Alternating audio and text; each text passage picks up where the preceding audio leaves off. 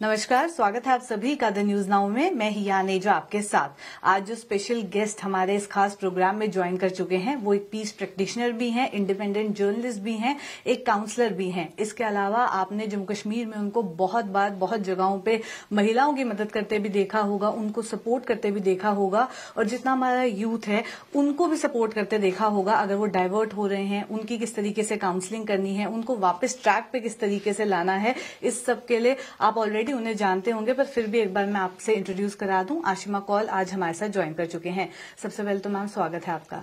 Thank you so much Anita, बहुत अच्छा लगा और इतने सालों के बाद तुमसे मिल रही हूँ, सो बहुत अच्छा लग रहा है यहाँ पे आके and giving me this opportunity. Thank you ma'am. सबसे पहले तो मैं जानना चाहूंगी, जो हाल ही में ऑल इंडिया विमेन कॉन्फ्रेंस हुई जिसमें यज्ञा ने कई ऐसे विमेन आर्टिशियंस हैं उनके साथ मिलके वहां पे एग्जीबिशन में प्रेजेंट किया, उसके एक्सपीरियंस के बारे में जानना चाहूंगी पहले तो। हाँ, तो थोड़ा सा पहले मैं इस प्रोजेक्ट के बारे में बता दूं जो विमेन आर्टिसंस के साथ जुड़ा हुआ है। तो ये 2019 में स्टार्ट किया था एंड इसमें 3 रीजन्स के तीनों जगहों के हमने रजौरी से भी थे और कश्मीर से और जम्मू बसोली से विमेन आर्टिजन्स जो होम अपने घर में बैठ के हैंडमेड ट्रेडिशनल कल्चरल क्राफ्ट्स बनाते हैं। बट उसके बाद फिर कोविड हो गया एंड थोड़ी देर पॉज हुआ। फिर 2022 में ये हमने फिर से शुरू किया एंड अब हमारे साथ मोस्टली 4 ग्रुप्स जुड़े हुए हैं कश्मीर और जम्मू रीजन से। सो कश्मीर में श्रीनगर और गांदरबल से हैं, वहाँ पे विमेन सोजनी से स्टॉल्स वगैरह बनाते हैं एंड जम्मू में जगती जो कश्मीरी पंडित्स का डिस्प्लेस्ड रेफ्यूजी कैंप है उसमें वो आरी वर्क से कुशन कवर्स बनाते हैं। और जो जम्मू से बहुत फेमस बसोली का जो मिनिएचर आर्ट है उससे जुड़ी जो महिलाएं हैं, लड़कियां हैं, यंग गर्ल्स हैं, उनके साथ हम काम कर रहे हैं जम्मू में, पलोड़ा रीजन में और बसोली में। सो ये बहुत ही एक यूनिक और इंटरेस्टिंग प्रोजेक्ट है। अगर तुम चाहो तो मैं इसके बारे में बता सकती हूँ। सो 2019 में जैसे कि मैंने कहा ये हमने शुरू किया था एंड ये एक ग्लोबल चैलेंजेस रिसर्च फंड है, यूनाइटेड किंगडम रिसर्च इनोवेशन, एक यूके गवर्नमेंट का एंड उसमें लंदन स्कूल ऑफ इकोनॉमिक्स ने ये अप्लाई किया और ये फंड मिला। ये बहुत बड़ा एक हब है जो जेंडर जस्टिस सिक्योरिटी हब बनाया उस फंड को लेके एंड इसमें कई पार्टनर्स हैं। तो इसमें कई स्ट्रीम्स हैं, प्रोजेक्ट्स हैं, 37 प्रोजेक्ट्स हैं। हमारा जो प्रोजेक्ट है call culture and conflict project, इसमें 4 कंट्रीज जुड़ी हैं और इंडिया उनमें से एक है। और इंडिया से हम जम्मू कश्मीर में यज्ञा हमारी ऑर्गेनाइजेशन इसके साथ जुड़ी। ये एक रिसर्च एक्शन प्रोजेक्ट है। हम देखना चाह रहे थे कि जो महिलाएं अपने घर में बैठ के अपना कारोबार बनाती हैं या अपनी रोजगार लाइवलीहुड को जारी रखती हैं, वो कैसे करती हैं। मतलब इन कॉन्फ्लिक्ट रीजन्स, आपको मालूम है कि पिछले 30 साल से कश्मीर वादी में तो काफी हलचल रही, वायलेंस रहा, ट्रबल्ड एरिया था। फिर जो महिलाएं डिस्प्लेस हो गई, उन्होंने कैसे अपने कल्चर से जो सीखा था, जो उनकी अपनी पहचान और विजडम, कल्चरल विजडम जो है विमेन को, जो जनरेशन से चली आ रही है, जो उन्होंने अपने दादा दादी नाना नानी से सीखी और जो कहानियां उससे जुड़ी हैं वो। सो देन जो एक पॉलिटिकल अपार्थाइड भी रहा जम्मू के रीजन के साथ, यहाँ के इतने सुंदर क्राफ्ट हैं, कल्चर, जो उसको इग्नोर किया गया। सो जो महिलाएं उस क्राफ्ट से जुड़ी थी, ये जो रिसर्च प्रोजेक्ट था ये जानने के लिए था कि किस तरीके से अगर महिलाएं जो इस क्राफ्ट को इस डिफिकल्ट टाइम्स में, कॉन्फ्लिक्ट्स में फिर भी चला रही हैं, उनको अगर हम ट्रेन करें नए डिजाइन्स में, नए इनोवेशन में, ताकि वो खुद मुख्तार बने, सेल्फ रिलायंट बने, अपना कारोबार, अपनी बिजनेसेस बनाए, एंटरप्रेन्योर बने, तो ये प्रोजेक्ट उससे जुड़ा है। जब हमने ये 4 ग्रुप्स बनाए तो पिछले साल इन विमेन की ट्रेनिंग हुई नए डिजाइन्स में, प्रोडक्ट इनोवेशन में, और ये बहुत ही इंटरेस्टिंग रहा उनके लिए एक्सपीरियंस, जो हमने उनके साथ फोकस ग्रुप डिस्कशंस किए। सो उन्होंने हमारे साथ शेयर किया कि ये प्रोजेक्ट जो है ये लाइवलीहुड पे तो फोकस करता है, एंटरप्रेन्योरशिप पे फोकस करता है, बट उसके बियॉन्ड भी जाता है कि उसके आगे एक महिला अपने को इस इको सिस्टम में जो इकोनॉमिक है, डेवलपमेंट को लेके है, अपने को कहाँ पे पाती है, कहाँ पे लोकेट करती है, और किस तरह से कल्चर के साथ अपनी आइडेंटिटी और खुद की अपनी पहचान को कैसे उसकी एस्पिरेशंस हैं, उसके ड्रीम्स हैं। सो कहने लगी कि हमसे इस तरह से बातें कभी किसी ने नहीं करी। तो ये एक लाइवलीहुड के बियॉन्ड है, उनकी आइडेंटिटी को लेके, उनकी पहचान को लेके।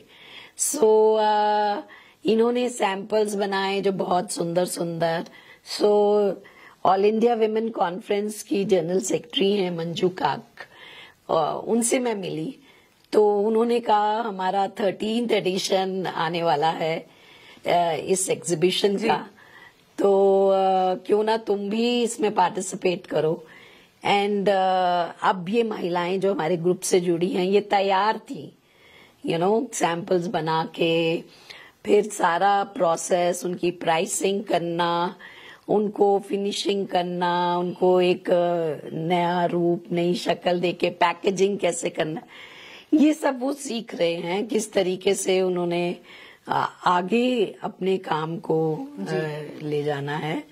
तो एग्जीबिशन का एक्सपीरियंस बहुत अच्छा रहा। मतलब हमारे लिए भी पहली बार था।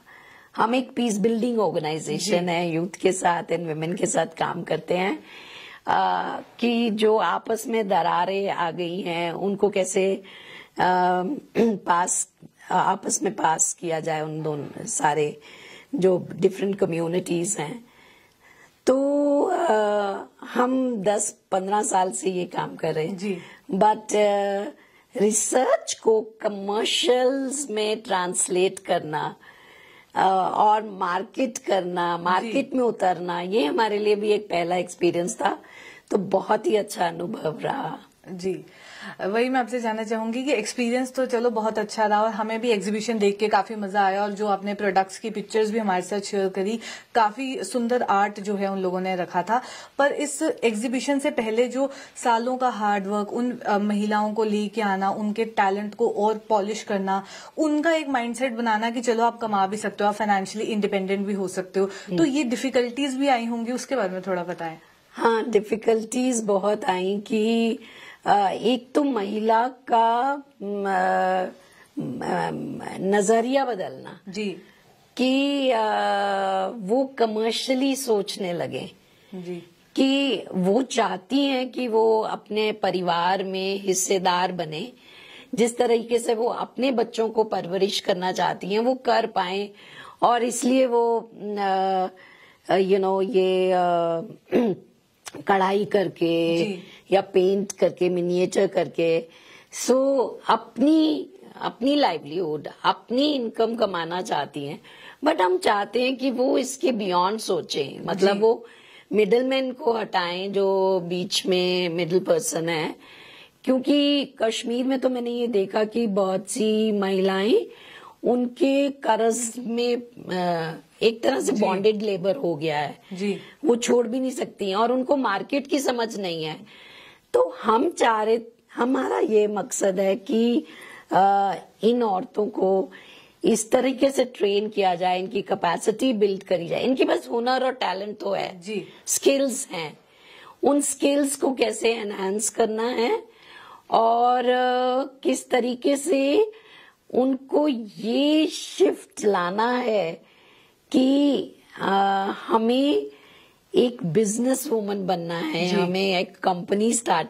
तो चैलेंज तो बहुत बड़ा है क्योंकि हर महिला शॉर्ट टर्म गेन्स देख रही है, उसको ये विजन दिखाना कि एक लॉन्ग टर्म गेन है। अगर आप एक कंपनी की ओनर बनती हैं तो उसके लिए अकेले आप जो कमा रही हैं वो शायद इतना ना कमा पाए जो आप एक ऐसे ग्रुप कमाएं।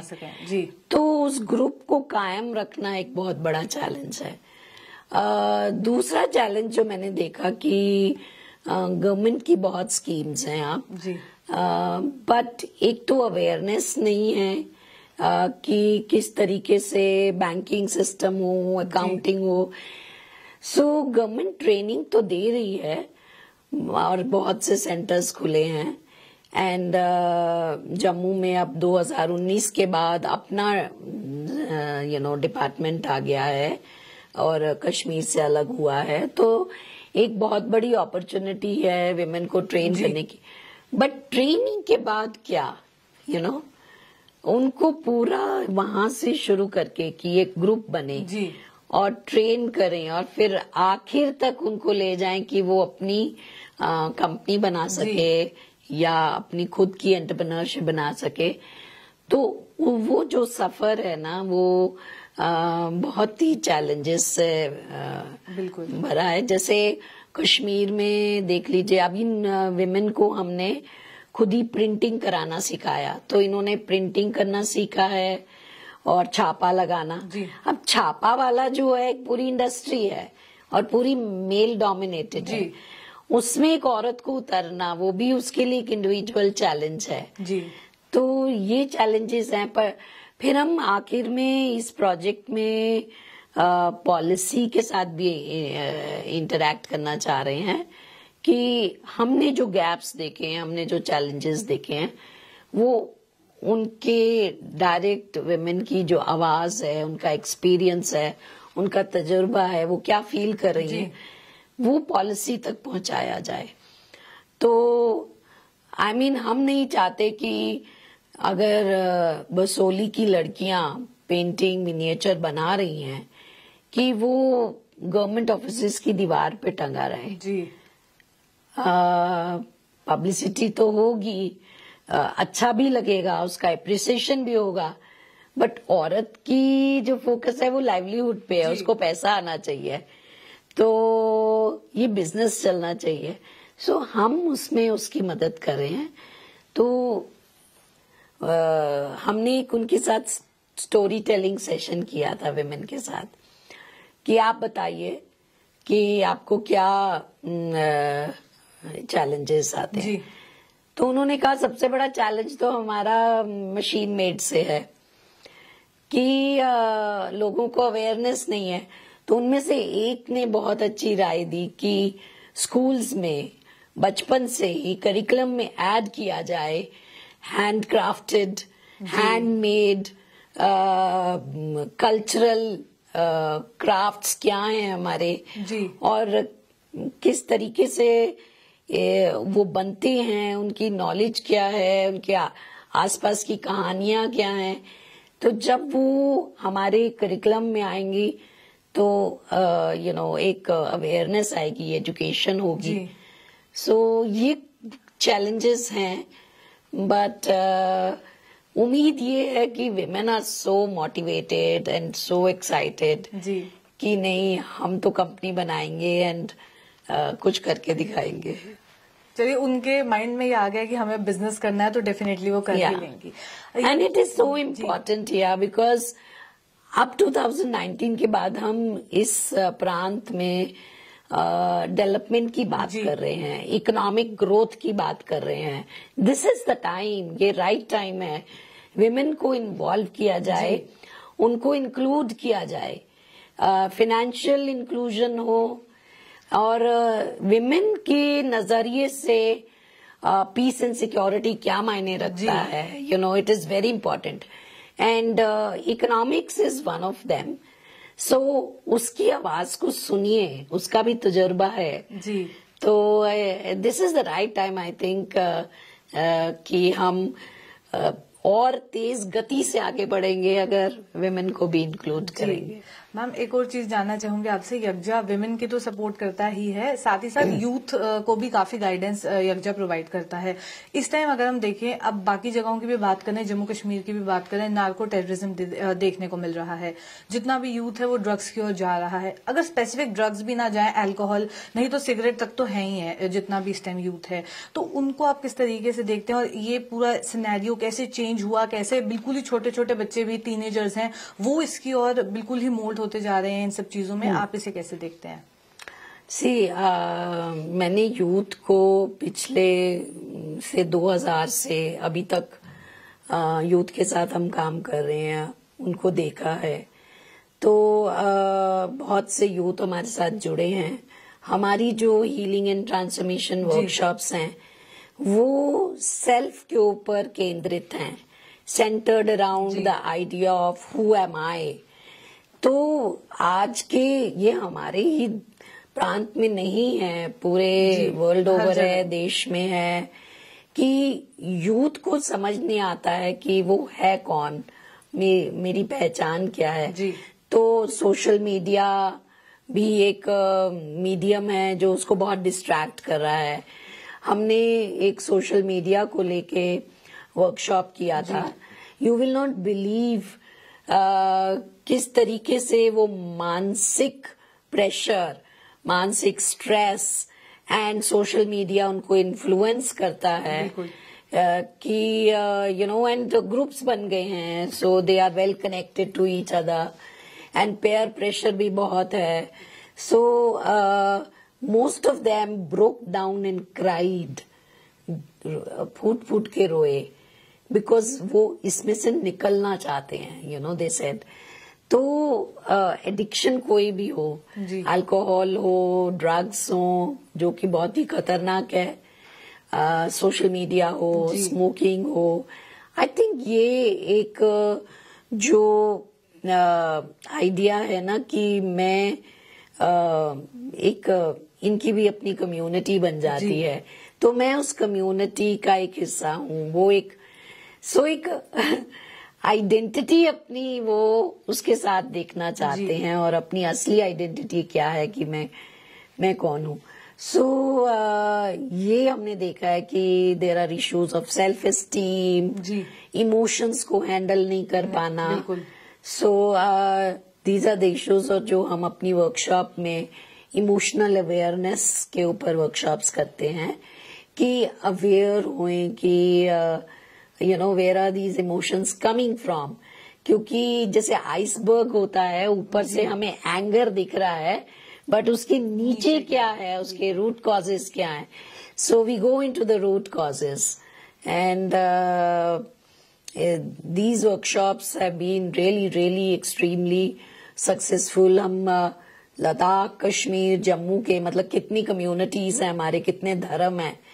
सो ये जो यंग लोग इन सब धर्मों से, इन सब कम्युनिटीज से, एथनिसिटीज से, रीजन से, कल्चर से एक जगह में आके इकट्ठे होते हैं और एक दूसरे की बात को सुनते हैं, उनको कहने का मौका मिलता है। एक तो ये भी यूथ में हो गया है कि डिफ्रेंचाइज फील करते हैं कि हमारे रिप्रेजेंटेटिव कौन है, हम एक्सक्लूडेड फील करते हैं कि हम क्या चाहते हैं वो इंक्लूड, हमारी आवाज को नहीं सुना जा रहा है। सो एक रिप्रेजेंटेशन अपनी, एक तरीके से ना अपनी एजेंसी को खो दिया है उन्होंने, अपनी personal self agency. So what our workshops does is we help them regain, recover, reclaim their own personal agency, जिसमें वो राइट एंड रॉन्ग की चॉइसेस ले सकें, कि अपने डिसीजंस खुद कर सकें। सो बेसिकली जो आप देख रहे हो यूथ में, जो आप बात कर रहे हो ना, छोटे छोटे बच्चे, वो बहुत ज्यादा इन्हीं वजहों से हैं, emotional reasons, peer pressure, and to be seen as part of a certain community. अब वो कम्युनिटी चाहे खराब ही हो, बट एक बच्चे को लगता है कि, या एक यूथ को लगता है, एक टीनेजर को लगता है कि मैं एक बड़े हिस्से का पार्ट हूँ और मैं अगर इसके साथ जुड़ा तो मेरी कोई पहचान होएगी, बट वो पहचान तो फॉल्सहुड पे है ना। सो उसको वापस अपने एंकर करना, अपनी इतनी उसकी सक्षमता कल्टीवेट करना कि वो क्या सही है क्या गलत है, मैं कौन हूँ, मेरी शख्सियत क्या है, मेरी आइडेंटिटी क्या है, वो खुद उससे से बात कर ले। And we use lot of interesting ways, theatre, story telling, so arts to do these workshops, जिसमें उनकी अंदर की जो दबी हुई इमोशनल्स, रिप्रेस्ड इमोशंस हैं वो भी बाहर आते हैं। सो एक मौका मिलता है उनको अपनी बात कहने का। सो सबसे बड़ी बात है कि कोई सुनने वाला हो। सो आज के समाज में ऐसे लगता है कि everybody is busy, parents are busy, school systems में teacher wants to finish the class and go away. So there's no one to listen to them. So we provide that listening platform, कि empathetic, compassionate listening without judgment. कि जब हम इन बच्चों को कई बार जो भी प्रोग्राम्स आते हैं, ड्रग एडिक्शन वगैरह, हम बड़े जजमेंट के साथ उनको ट्रांसफॉर्म करते हैं। That pushes them more into the corner and वो रिटेलिएट करते हैं। सो एक लिसनिंग का भी एक तरीका है कि किस तरीके से without judgement, with empathy, compassion के साथ सुना जाए, तो देन वो धीरे धीरे बदलते हैं, धीरे धीरे विश्वास, ट्रस्ट पैदा होता है। तो जी, इन वर्कशॉप्स में जैसे आप गाइड करती हैं यूथ को, वैसे मैं चाहूंगी आप हमारे व्यूअर्स के लिए भी अगर कुछ टिप्स दे दें कि वो कैसे पहचान करें कि वो खुद कौन है, उनकी आइडेंटिटी की पहचान कैसे करें। आई थिंक एक बहुत छोटा सा सरल उपाय है, 10 मिनट सुबह निकाल के अपनी ब्रेथ के साथ कनेक्ट कीजिए, जो 24 घंटे 24/7 चल रही है, but you are not aware of it, you are not connected to it, you are not even recognising it. तुम इतने बिजी हो अपनी एक्सटर्नल लाइफ में कि इंटरनली क्या हो रहा है उसके साथ बिल्कुल दूर हो गए हो। So my advice would be to all the young people कि 10 minute, just 10 minutes, and sit down and inhale, observe your ingoing breath, exhale, observe your outgoing breath. तो आप देखोगे कितना आपको बदलाव आएगा। You will start to connect to your own self, that is your true self. And जब वो anchoring होएगी, then start thinking from that space कि मुझे क्या करना है। तो एक छोटा सा उपाय है, बाकी तो तुमको वर्कशॉप में आना पड़ेगा। जी मैम, इसी के साथ जानना चाहूंगी, जितना भी हमारा यूथ डिस्ट्रैक्ट हो रहा है और इवेंचुअली बड़े लोग भी ऐसे हैं जो ड्रग्स की ओर हैं या अल्कोहल की ओर हैं, उसका डायरेक्ट इम्पैक्ट महिलाओं पे कैसे पड़ता है? क्योंकि हमने ये स्टोरीज तो सुनी है कि उनके हस्बैंड जो है ड्रिंक करके उन्हें मारते हैं या डोमेस्टिक वायलेंस के केसेस हैं, पर अगर उनका बच्चा ड्रग्स कर रहा है तो तब एक महिला कैसे सफर करती है, उसके माइंड पे क्या इसका इम्पैक्ट पड़ता है, उसको आप कैसे देखते हैं? हाँ, मतलब बहुत ही इम्पोर्टेंट क्वेश्चन है ये कि एक औरत जो घर में है, चाहे वो मदर है या सिस्टर है या इवन वाइफ है, so when she is not able to influence और कंट्रोल हैबिट्स, वो हैबिट तो बहुत छोटी बात हो गई ना, ये तो हम एडिक्शन की बात कर रहे हैं। So it's very traumatising for her कि वो एक प्यार भी है, मोहब्बत भी है, करुणा भी है उसके दिल में, वो कहीं पे इसको छुपाना भी चाहती है। She doesn't want to share it with anyone. So when she can't share what she's going through, it's very traumatic. It's very, mental pressure जो है उसके ऊपर. Then women का जो जिस तरीके से वो her sphere of life and family में, अपने घर में, she wants कि जो भी इनकम आ रही है वो किस कहाँ पे खर्ची जाए, किस तरीके से खर्ची जाए। या मैं फाइनेंशियली बात करी थी, मॉनेटरली, कि जो घर में पैसा आ रहा है वो सही जगह पे अगर स्पेंड नहीं हो रहा है तो it really troubles a woman, so एक emotionally she feels isolated and she doesn't know whom to share with, and वो उसको कवर करती है, क्या प्रिटेंड करती है that everything is okay, but everything is not okay. And एक बहुत बड़ा स्टिग्मा भी है इसके ऊपर ना। सो चाहे अपनी परेशानियां तुम किसके साथ शेयर करो, सो ये जो इश्यूज हैं धीरे धीरे तुम्हारे मेंटल हेल्थ को इम्पैक्ट करने लगते हैं। तो आई वुड से दैट औरत can play, a woman can play a pivotal role here, and she should not be scared of reaching out for support and help. But इस तरीके का support अभी कहीं पे है नहीं। हमारे जम्मू सिटी में तो नहीं मैं देखती, ना ही जम्मू के और किसी पार्ट में, ना कश्मीर में, कि जो एडिक्टेड है उसके लिए तो रिहेबिलिटेशन सेंटर्स खोल लिए हैं, बट जो उसके साथ फैमिली जुड़ी है वो किस दौर से गुजर रहे हैं, उनके लिए कोई support structure, support system, counselling, help, listening, वो नहीं है। So I am sorry to say that. जी, चलिए इसी के साथ इस कॉन्वर्सेशन को एंड करते हैं और जाते जाते हमारे व्यूअर्स के लिए कोई मैसेज आप देना चाहें अगर। So my message to everyone would be, in fact there are two messages.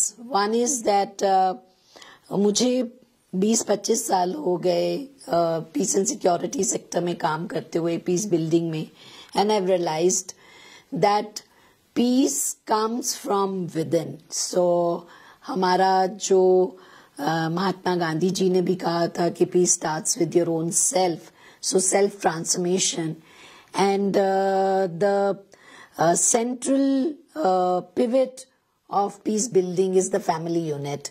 So family members need to listen to each other, have conversations, spend time with each other. This is why one message. The second is for the policy makers, for people in governance, in political parties, that this is the time that we need to come forward and include women in all the economic activities and development activities that are unfolding in our region since 2019. And we must give visibility to women, their aspirations and their experiences. And that's all. That's my message. बहुत बहुत शुक्रिया ma'am आज हमारे साथ join करने के लिए, और हमारे व्यूअर्स के साथ काफी वैल्यूएबल चीजें भी आपने शेयर करी और टिप्स भी दी कि वो कैसे अपने आप को आइडेंटिफाई कर सकते हैं। चलिए बहुत thank you so much for having me here. Thank you. तो ये थे आशिमा कोल हमारे साथ। ऐसी कॉन्वर्सेशंस लेके आपके साथ फिर मुलाकात करूंगी। अभी के लिए दीजिए इजाजत। नमस्कार।